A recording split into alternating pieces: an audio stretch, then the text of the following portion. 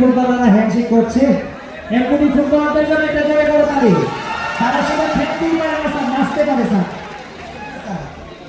Thank you. আমি বলবো রেশমি চুরি, রেশমির পেছনে দাঁড়ানোর জন্য মাননীয় মন্ত্রী মহোদয়কে।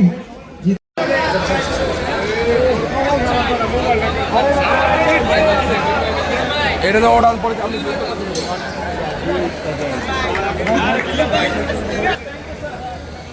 আমরা একটু রেডি হওয়ার জন্য আপনাদের কাছ থেকে সময় চেয়ে নিচ্ছি, ক্ষমাও চাচ্ছি।